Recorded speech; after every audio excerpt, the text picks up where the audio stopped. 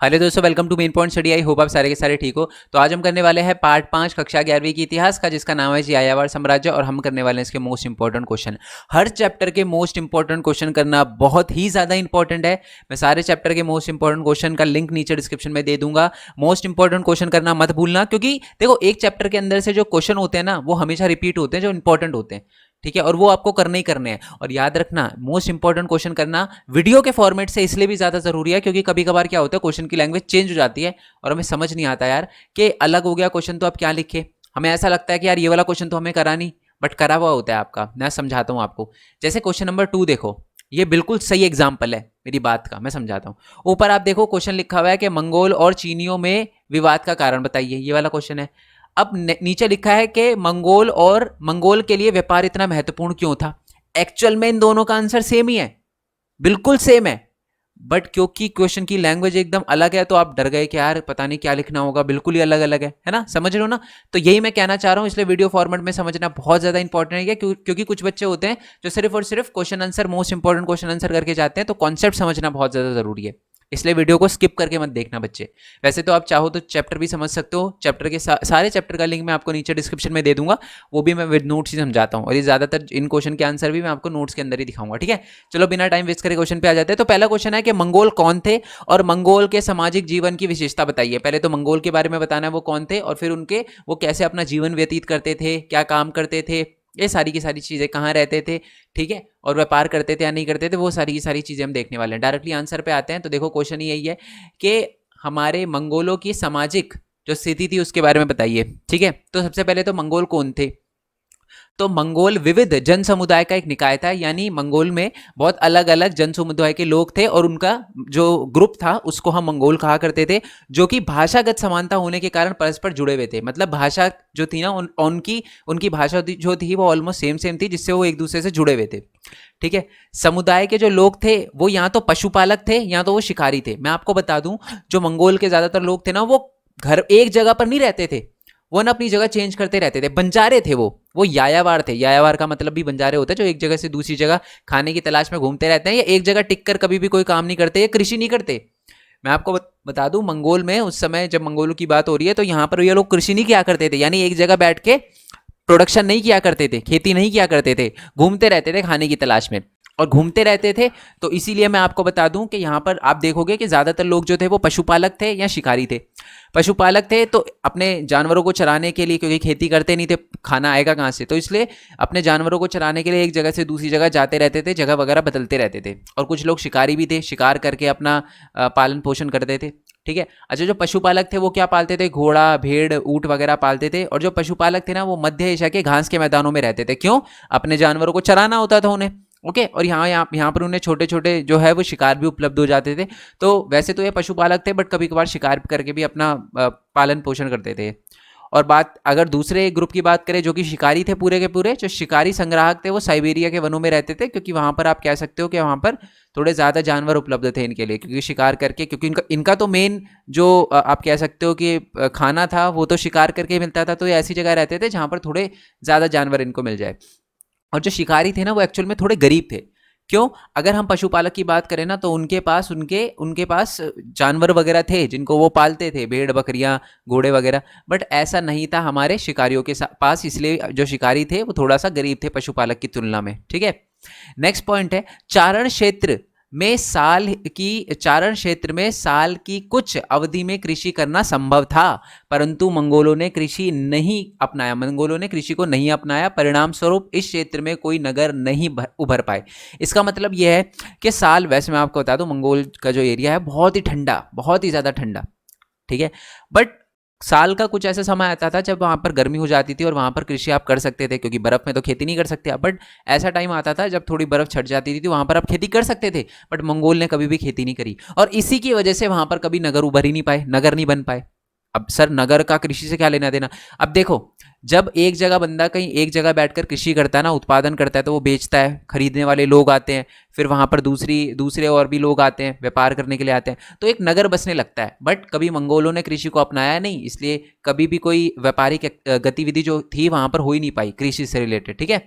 अच्छा जी, next point है कि मंगोल जो है वो तंबुओं में रहते थे और ज़रों में रहते थे। ये बता ही चुका हूँ मैं आपको कि एक जगह तो रहते नहीं थे, चेंज करना पड़ता था हमेशा अपनी जगह को, तो टेम्पररी हाउस लेकर चलते थे अपने साथ, तो ये तंबुओं में रहा करते थे और अपने पशुधन के साथ शीतकालीन निवास स्थल से ग्रीष्मकालीन चारण भूमि की ओर चलते जाते थे। मतलब सर्दियों के टाइम में जहाँ बर्फ़ जमी हुई है वहाँ पर तो अपने जानवरों को बर्फ़ तो खिलाएंगे नहीं, घास खिलाएंगे, बट मान लो घास पे बर्फ़ जम गई तो ये क्या करते थे, जहाँ पर बिल्कुल ठंड हो रही है अब उस वो एरिया चेंज करके ऐसी जगह पर जहाँ पर ग्रीष्म ग्रीष्म यानी थोड़ा गर्म मौसम है वहाँ पर जाते थे, ताकि अपने जानवरों को वो, क्योंकि जो आपको पता है ग्रीष्म कालीन चारण भूमि जहाँ पर अपने जानवरों को चरा सके वहाँ पर लेकर जाया करते थे, ताकि उनको जानवरों को वो मिल सके, चारा चारा वगैरह मिल सके।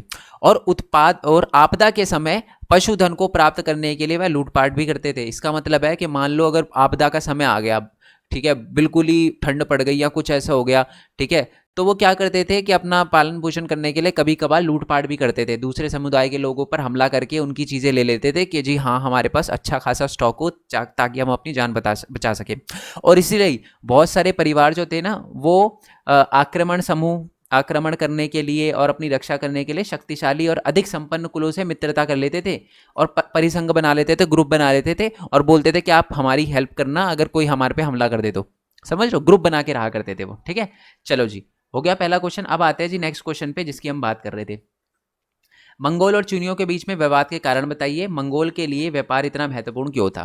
समझा देता हूं, ये दोनों क्वेश्चन सेम कैसे हैं। ठीक है, अब मतलब पहले एक काम करते हैं, ऊपर वाले क्वेश्चन के अकॉर्डिंग चलते हैं, खुद ही पता चल जाएगा कि नीचे वाला चलो एक काम करते हैं, ओके नीचे वाला क्वेश्चन करते हैं, यानी ये वाला जो मंगोल के लिए व्यापार इतना महत्वपूर्ण क्यों था। तब आपको, वैसे मैं कोई भी क्वेश्चन समझाऊं बात सेम ही है, पता ही है आपको, दोनों सेम ही क्वेश्चन है। अब सुन लो, पहली बात तो यह है कि मंगोल के लिए व्यापार इसलिए इतना इंपॉर्टेंट था, बहुत ज़्यादा महत्वपूर्ण था, क्योंकि मंगोल एक जगह रहकर तो प्रोडक्शन करते नहीं थे, है ना, तो वो सिर्फ जानवर वगैरह पालते थे।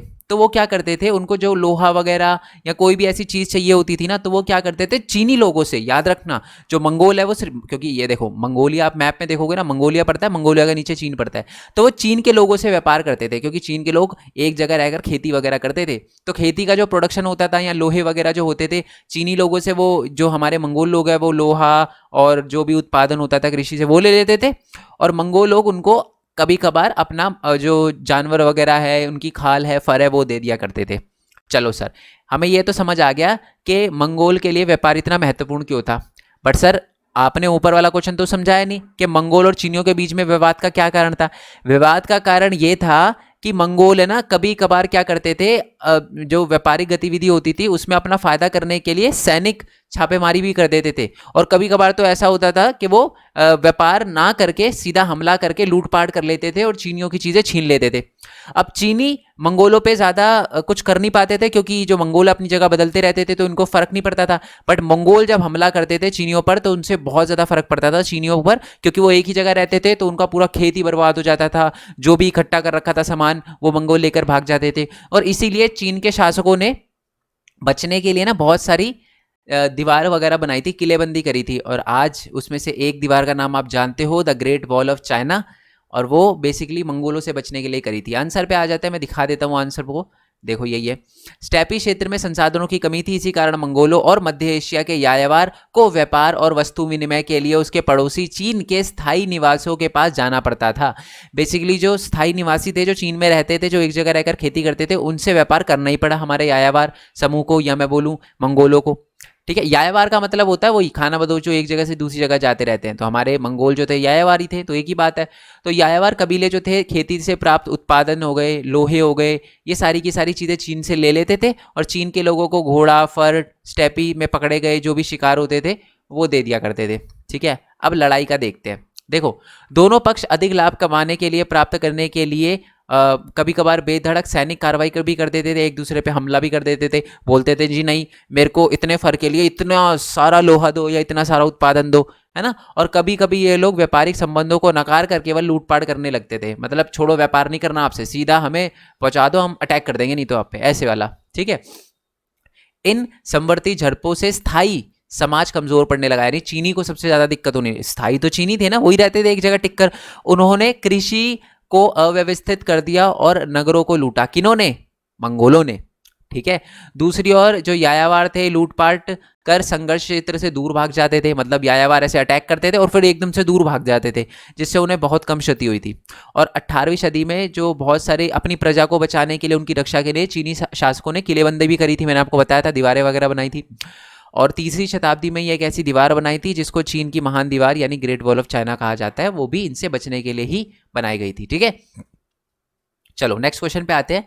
चंगेज खान कौन था और उसकी उपलब्धियां बताइए। पहले तो मैं आपको बता दूं, चैप्टर का नाम है ना यायावर साम्राज्य। ठीक है, इस यायावर साम्राज्य को बनाने में सबसे बड़ा रोल चंगेज खान का ही था। ठीक है, इसका पहले नाम तैमुजिन था, अभी पढ़ेंगे इसके बारे में। चलो पहले पढ़ ही लेते हैं कि पहले अगर आपको कि चंगेज खान कौन था, तो चंगेज खान का जन्म जो है वो 1127 में हुआ था, इसकी मृत्यु 1227 में हुई थी। ठीक है, 1162 में जन्म हुआ था और 1227 में ये मर गया था। ठीक है, इसका जन्म जो था वो मंगोलिया के उत्तरी भाग के ओनोन नदी के निकट हुआ था। इसके पिता का नाम जो था वो येसुजेई था। ठीक है, वो कियात कबीले के मुखिया हुआ करते थे। ओके, याद रखना आपको, उनकी माता का नाम ओलुन इके था। और मैं आपको बता दूं कि तेमुजिन की है ना पिता की हत्या कर दी गई थी और उसके बाद इसकी माता ने इनको पाला था और उनके सौतेले भाइयों को भी पाला था। ओके, और 1170 का दशक है ना हमारे तैमुजिन के लिए, मैं बोलूँ चंगेज़ खान के लिए बहुत ही बुरा बीता। देखो अभी इसका नाम तैमुजिन ही बोलो आप, चंगेज़ खान इसका नाम बाद में पड़ा, कब पड़ा मैं आपको बताऊंगा। बट इस विपता के समय भी उसने बहुत सारे दोस्त बनाए।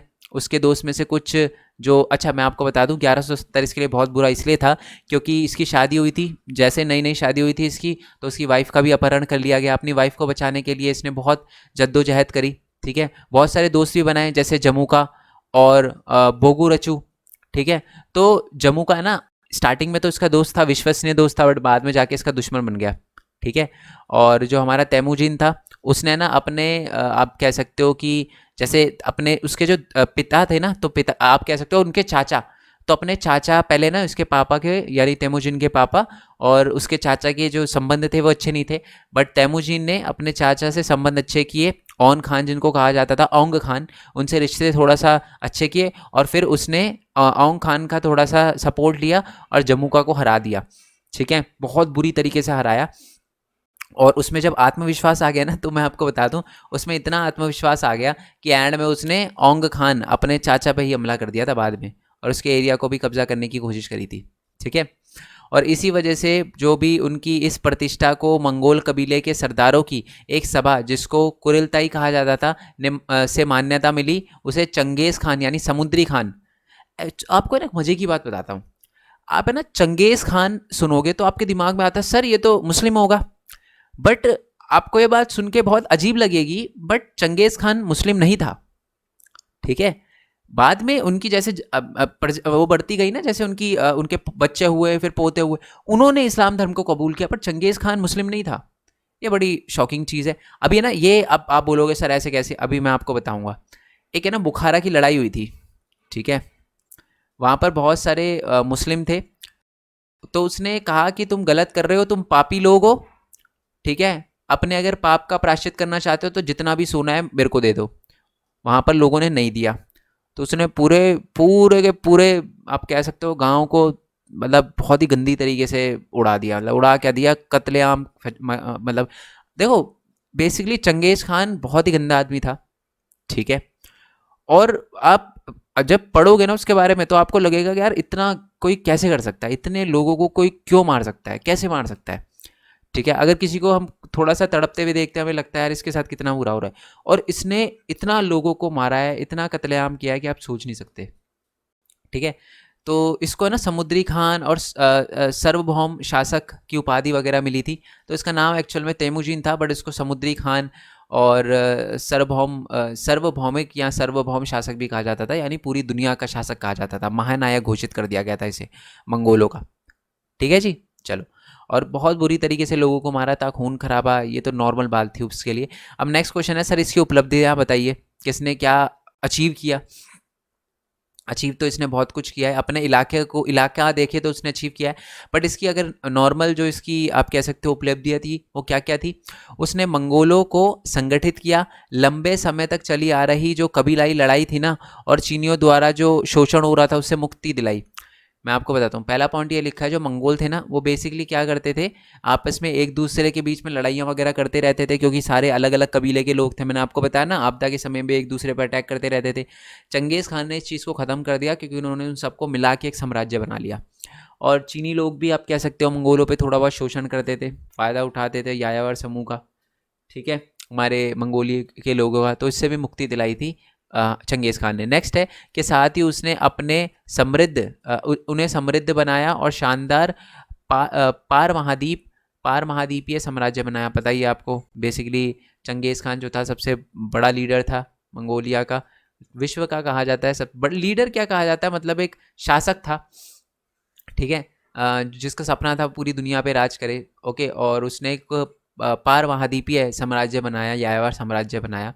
उसने व्यापार के रास्ते और बाजारों को पुनर्स्थापित किया, जिनसे जो वेनिस के जो मार्को पोलो थे उनकी तरह दूर दूर के यात्री जो है वो आकर्षित हुए। यानी उसने मंगोल के बहुत सारे एरिया और बाज़ारों को खोला, जिसकी वजह से मार्को पोलो और जो दूसरे यात्री थे वो भी आप कह सकते हो यात्रा कर सके। चंगेज़ खान ने इन परस्पर विरोधी चित्रों के कारण एकमात्र परिप्रेक्ष्य की भिन्नता नहीं, बल्कि यह विचार हमें यह सोचने पर भी मजबूर करता है कि किस तरह एक प्रभावशाली दृष्टिकोण अन्य पूरी तरह से मिटा देता है।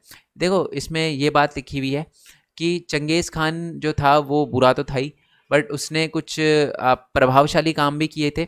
तो क्योंकि हमें नेगेटिव चीज़ें पढ़ी है उसके बारे में, देखो नेगेटिव तो वो है, अगर कोई बोलता है ना चंगेज़ खान अच्छा है तो वो बेवकूफ़ है या उसने कभी बुक नहीं पढ़ी, ठीक है, बहुत ही बुरा आदमी था।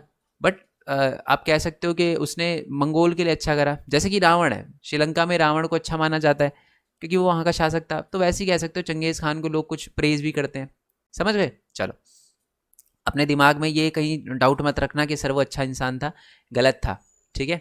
चलो, नेक्स्ट क्वेश्चन है कि मंगोल के सैनिक प्रबंधन की विशेषता बताइए। बहुत इंपॉर्टेंट क्वेश्चन है, सीधा 5 नंबर में क्वेश्चन आएगा कि मंगोल के सैनिक प्रबंधन की क्या क्या विशेषता थी। ये जो थी मैं दिखाता हूँ आपको, सैनिक प्रबंधन की क्या क्या विशेषता थी। तो ये है जी हमारे मंगोलों के सैनिक प्रबंधन की विशेषता। सबसे पहले जो मंगोली सैनिक थे या चंगेज़ खान की सेना के सैनिक थे, प्रत्येक सदस्य स्वस्थ, वयस्क और हथियारबंद घुड़सवार दस्ता होता था, ठीक है, घोड़े वगैरह होते थे। सेना में भिन्न भिन्न जातियों के संगठित सदस्य थे, अलग अलग, बता दूं मैं आपको, अलग अलग जाति के लोग थे, अलग अलग धर्म के लोग थे। सेना में तुर्की मूल के और केराइट भी शामिल थे, जिन्हें पुरानी शत्रुता के बावजूद भी महासंघ में शामिल कर दिया गया। केराइट वो लोग थे, या तुर्की के वो लोग, या केराइट के वो लोग, बेसिकली इनको है ना चंगेज़ खान ने हराया था और इनकी सेना को अपनी सेना के अंदर मिला लिया। देखो कितना, आप कह सकते हो कितना एक तरह से बड़ा काम है, दूसरे की सेना को मिला लिया। अब वफादार भी रहे वो, है ना, तो ये बहुत कठिन काम था जो उसने किया। बट अलग अलग धर्म, और जिसको हराया वो उनको भी अपनी प्रजा में, अपनी सेना में शामिल कर लिया। नेक्स्ट है कि सेना स्टेपी क्षेत्रों की पुरानी जो दशमलव पद्धति थी उसके अनुसार गणित की गई थी, जो 10, 100, 1000, 10,000 सैनिक की इकाइयों में विभाजित। इसका मतलब ये है कि जो हमारे क्या मतलब चंगेज़ खान की जो सेना थी ना, उसमें है ना दशमलव पद्धति के अनुसार वो सेना थी वहाँ की। इसका क्या मतलब है, सेना कभी भी ऐसे 98, 8, है ना, ऐसे टुकड़ियाँ नहीं होती थी। या तो 10 होगी, या 100 होगी, या 1000 होगी, या 10,000 होगी, ऐसा वाला सिस्टम होता था। ठीक है जी, क्लियर हो गया। तो मतलब 10-10 का विभाजित हुआ करता था, इसलिए इसको दशमलव पद्धति कहा करते थे। और सबसे बड़ी जो टुकड़ी थी ना वो 10,000 की टुकड़ी थी, ठीक है। अच्छा, ये वाली पहले ना पुरानी पद्धति में एक और चीज़ हुआ करती थी कि हर कबीले की अलग अलग, जैसे मान लो चंगेज़ खान की एक सेना में इस कबीले के लोग हैं, इस कबीले के लोग, तो इनके पहले अलग अलग हुआ करते थे, सबके ग्रुप जो थे वो अलग अलग हुआ करते थे। जैसे रेजिमेंट होती है ना एक तरह से, आप कह सकते हो, वो अलग अलग हुआ करती थी। चंगेज़ खान ने इसे ख़त्म कर दिया सारी रेजिमेंट को और मिला दिया सारे के सारे सैनिकों को, ठीक है। जैसे कुर्दाई और तुर्की और जो मंगोल है, इन सैनिकों को मिला दिया एक में, दूसरे में मिला दिया, ऐसे मतलब मिक्स कर दिया उसने, अलग अलग धर्म, जाति, है ना, लिंग वगैरह। लिंग तो क्या, सारी ज़्यादातर महिलाएं तो थी नहीं उसकी उस सेना में, मेल ही मेल थे, तो इन सबको मिला दिया उन्होंने, ठीक है, ताकि एक तरह से एक उनमें कोई भेदभाव ना रहे, सारे मिलजुल कर रहे एक तरह से, इसलिए उसने मिला दिया। नेक्स्ट है कि सबसे बड़ी इकाई लगभग 10,000 सैनिकों की थी, ये मैं आपको बता ही चुका हूँ। और मंगोल और तुर्की के घुड़सवारी कौशल ने उसकी सेना को गति प्रदान करी। तो जो मंगोल, एक आप कह सकते हो कि मंगोलों की सेना जो थी चंगेज़ खान की सेना थी, उसकी एक सबसे बड़ी विशेषता उसकी घुड़सवारी या घोड़े पर बैठी हुई सेना भी थी, जो कि बहुत ही कुशल थी। और वहाँ घोड़े पर बैठकर वो तीरंदाजी भी करते थे, ठीक है। और जंगल में पशु वगैरह मारने के लिए और दूसरी सेनाओं पर तेजी से आप कह सकते हो आक्रमण करने के लिए, उन पर विजय पाने के लिए बहुत काम आई घुड़सवारी वाली हमारी सेना चंगेज़ खान की, ठीक है। चलो नेक्स्ट क्वेश्चन पे आते हैं कि यास क्या है और यास की भूमिका बताइए। और फिर ये नीचे क्वेश्चन पूछा है कि बहुत सारे जो शासक थे चंगेज़ खान के मरने के बाद, जो उनके वंशज थे ना, उन्होंने यास से बहुत प्रॉब्लम थी। अच्छा, जो यास होता क्या है? बेसिकली यास है ना कुछ ऐसे, पहले तो हम क्वेश्चन पे आ जाते हैं। ये यास के बारे में लिखा हुआ है। यास था क्या? यास है ना बेसिकली एक तरह से आप कह सकते हो रूल्स थे कुछ, ठीक है जी। समझ आ गया? सिंपल भाषा में अगर मैं बोलूँ तो रूल्स थे। मैं अभी आपको समझा रहा हूँ, आंसर तो मैं आपको दिखाऊंगा बट आप समझ जाओ कि रूल्स थे। अब ये रूल्स है ना चंगेज़ खान लेकर आया था। कब लेकर आया था? 1206 में लेकर आया था। पूरी बात सुनना, भी पढ़ो मत इसे, बट याद रखना कि जो चंगेज़ खान था वो 1206 में लेकर आया था ये रूल्स। बट दिक्कत यह है कि इन रूल में बहुत ज़्यादा दिक्कतें भी थी, बहुत क्रूर था। जो रूल के थोड़ा सा गलत जाता, बहुत बुरी तरीके से मारा जाता चंगेज़ खान के हाथों। तो बट अब हुआ क्या, चंगेज़ खान के मरने के बाद जो उसके वंशज थे ना, वो क्रूर तो थे बट चंगेज़ खान की तरह इतने क्रूर नहीं थे। उनको भी लगता था यार ये तो गलत है यार, इतना तो गलत कर दिया चंगेज़ खान ने, है ना। तो यही बात लिखी हुई है। अब पढ़ते हैं पहले तो है क्या। यास का प्रारंभिक जो स्वरूप था यासक लिखा जाता था, मतलब पहले उसे यासक लिखा जाता था, यास नहीं लिखा जाता था। और इसे है ना चंगेज़ खान सन 1206 में लेकर आया, जैसे जैसे मैंने अभी आपको बताया। और ये कुरिलताई में लागू हुआ था सबसे पहले, ठीक है। जगह है कुलताई, कुरुलताई। कुरुलताई जगह क्या है? कबीला है वहाँ पर।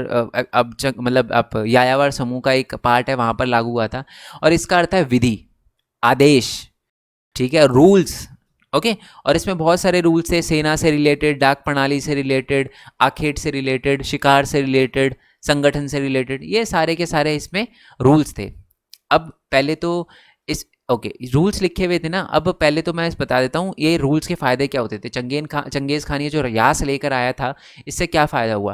पहले तो यास मंगोल जनजातियों की ही एक प्रथागत परंपरा का एक संकलन था। बेसिकली ये जो यास थे, इसमें बहुत सारे नियम जो थे वो वही नियम थे जो मंगोल पहले से चले आ रहे थे। तो ये कि परंपरा चली आ रही थी। ओके, ये थी। दूसरा, उसे चंगेज़ खान की विधि संहिता कहकर मंगोलों ने मूसा और सुलेमान की भांति अपने एक स्मृतिकार के होने का दावा किया, जिसकी प्रमाणिक संहिता प्रजा पर लागू की जाती थी। बेसिकली चंगेज़ खान ये कहता था कि ये पहली बात तो ये लिखा हुआ है कि इसको विधि संहिता भी कहा जाता था चंगेज़ खान का। ओके। कुछ राजा थे जैसे कि मूसा, एक सुलेमान, ये सारे के सारे राजा थे जो बेसिकली अपने भगवानों को मानते थे। और वैसे ही चंगेज़ खान भी एक भगवान के होने का दावा करता था। ओके। और मैं आपको बता दूं, वो बोलता था कि हम कुछ कानून लेकर आए हैं और भगवान के दिए हुए कानून है, और उसको अपनी लोगों पर वो लागू करता था। मेरे कहने का मतलब समझो ना, दोबारा से समझो। चंगेज़ खान था ना, वो कानून लेकर आया था और उनके कानून बिल्कुल उसी तरीके से थे जैसे कि मूसा और सुल्तान, ये दो राजा थे अलग अलग। तो वो भी ये इसी तरीके की विधि संहिता लाए थे। तो उसी के अकॉर्डिंग आप कह सकते हो चंगेज़ खान लेकर आया था विधि संहिता, जो उसके लोगों पर लागू होते थे। ठीक है जी। ओके। यास मंगोलों को समान अवस्था रखने वालों के आधार पर संयुक्त करने में सफल रहा, यानी सब मंगोलों को मिलाने में यास बहुत सफल रहा, है ना। क्योंकि सबके लिए पद्धति समान हुआ करती थी, मंगोलों के सेना के लिए सबकी पद्धति समान हुआ करती थी, तो सारे सेम आ गए। मतलब देखो, अलग अलग भेदभाव नहीं था यास की पद्धति में, तो इसलिए सारे के सारे लोग साथ आ गए। उसने चंगेज़ खान और उनके वंशजों से मंगोल की निकटता को स्वीकार किया। बेसिकली यास ने ये यकीन दिलाया मंगोल के लोगों को कि जो मंगोल है वो अभी भी अपनी परंपराओं से नहीं भटका है, जो पहले की परंपरा थी उसी पर चल रहा है चंगेज़ खान और उसके वंशज। ठीक है। अभी अभी मैंने आपको थोड़ी देर पहले बताया क्या था कि मंगोल में रहने वाले हर एक लोग, इंक्लूडिंग जो चंगेज़ खान था, वो क्या थे, वो यायावार थे, एक जगह से दूसरी जगह घूमते रहते थे। बट एक टाइम ऐसा आया जब मंगोल जो हमारे चंगेज़ खान थे, उन्होंने सोचा कि यार अब एक जगह रहकर अपना जीवन व्यतीत करना चाहिए। बट फिर भी ये चीज़ अपनाने के बाद भी जो मंगोल के लोग थे उन्होंने उनको अपनाया। ठीक है। क्यों अपनाया? क्योंकि कुछ आप समझ गए ना। देखो वो मंगोल लोग कौन थे?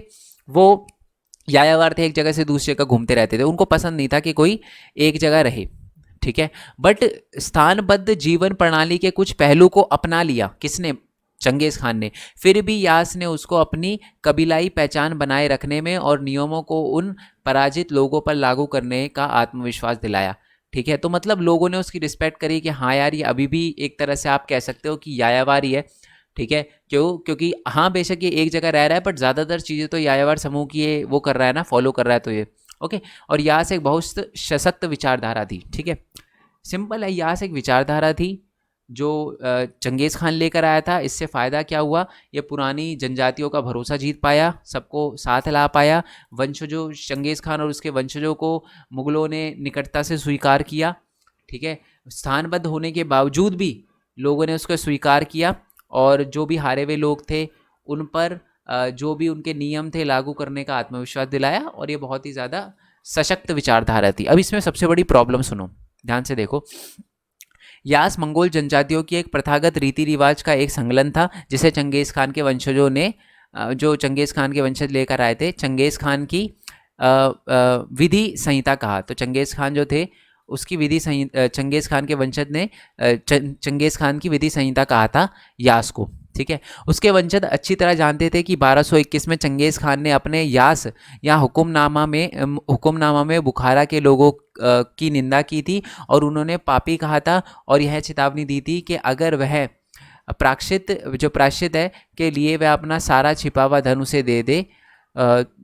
इस यास ने उसके उत्तराधिकारी के शासन में काफ़ी कठिनाई उत्पन्न करी। चंगेज़ खान की स्मृतियों को ध्यान में रखते हुए इसने शंकालु और तनावपूर्ण संबंध उत्पन्न किए। इसका मतलब क्या है? देखो, चंगेज़ खान जो था वो चंगेज़ खान की स्थान विधि संहिता कहा जाता था यास को, ठीक है। अब हुआ क्या था, दिक्कत क्या आई थी इस संहिता में?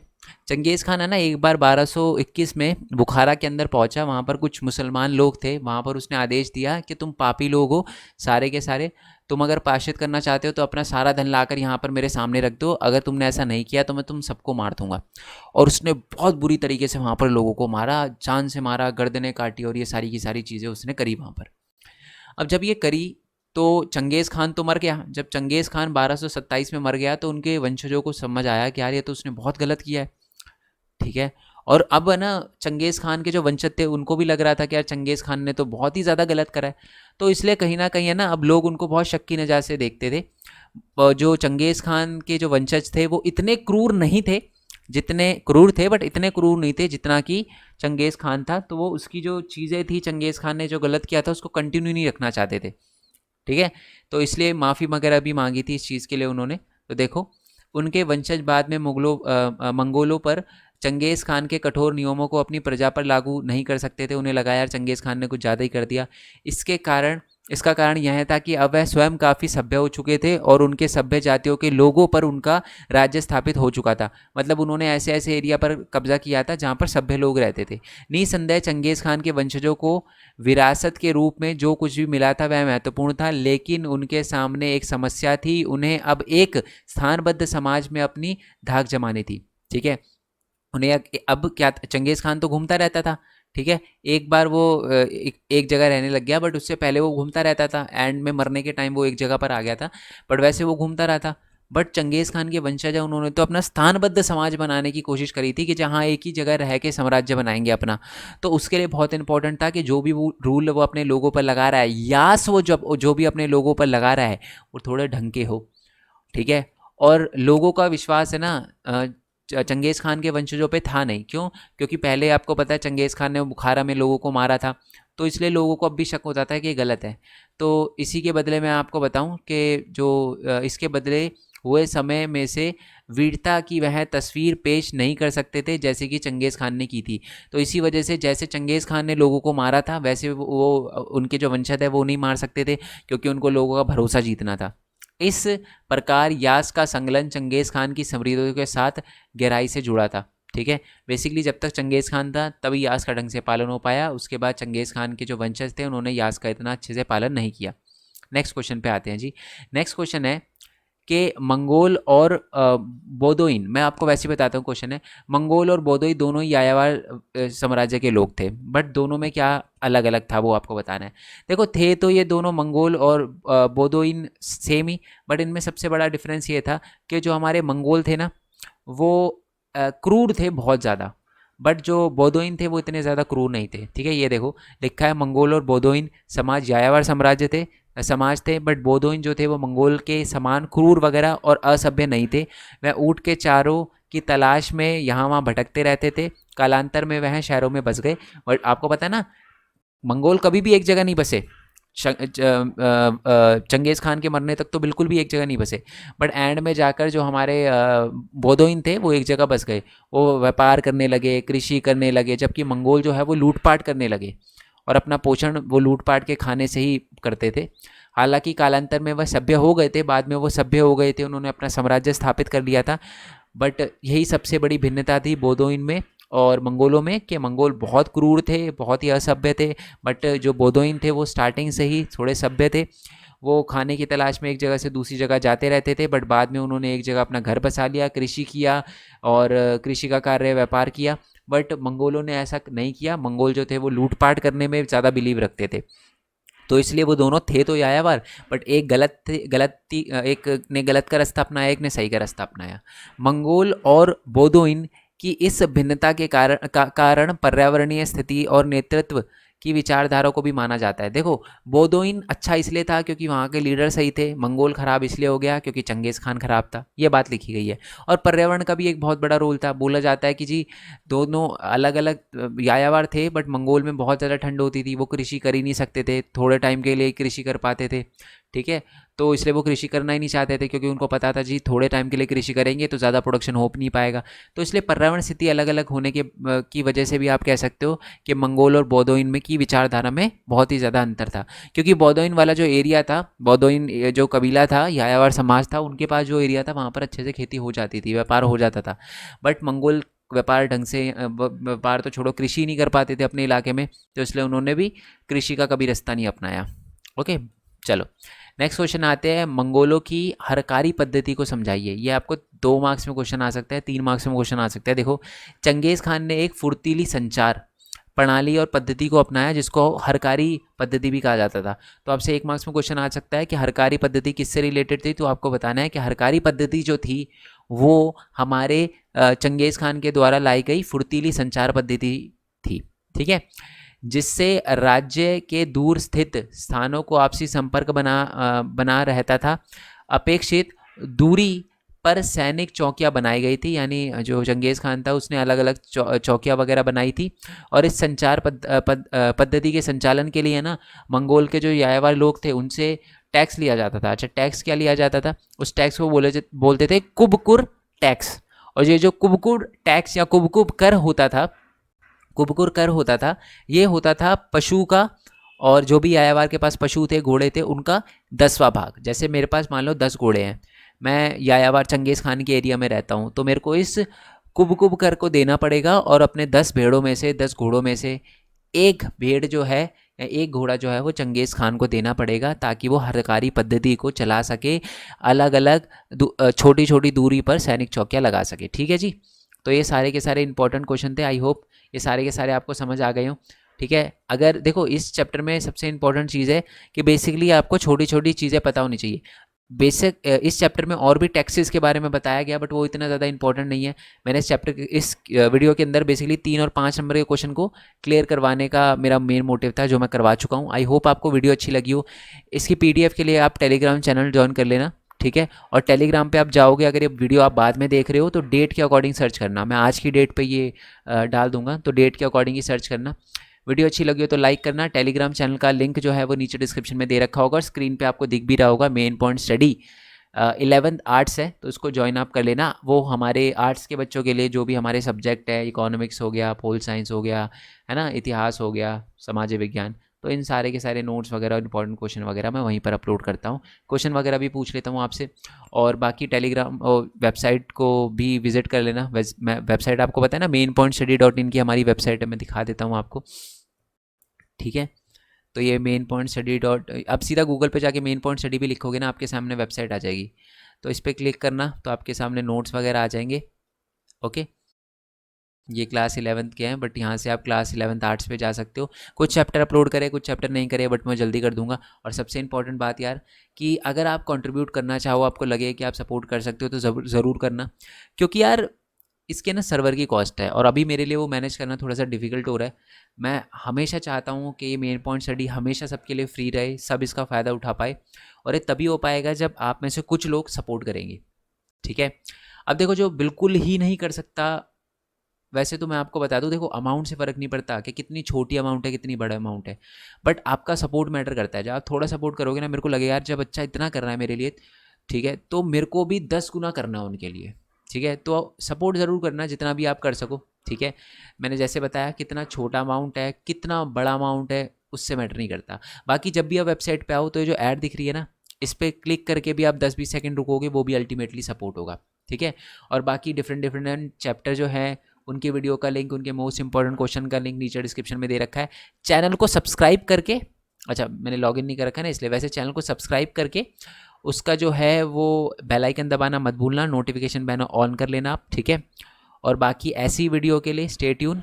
क्लास 12th में तो पता ही है आपको, एसएसटी वगैरह के हिस्ट्री वगैरह पोल साइंस भी अपलोड करूँगा ही करूँगा मैं, जैसे 11th में कर रहा हूँ, तो चैनल को सब्सक्राइब कर लेना। और बाकी जो हमारे डिफरेंट डिफरेंट चैनल है, जैसे मेन पॉइंट है कि इस पर मैं ये बताता हूँ कि स्टूडेंट कैसे अर्न कर सकता है, तो इसको भी आप सब्सक्राइब कर लेना। बाकी मिलते हैं जी नेक्स्ट वीडियो में, तब तक के लिए थैंक यू सो मच। जय हिंद, जय भारत, वंदे मातरम। Thanks for your support. Bye bye.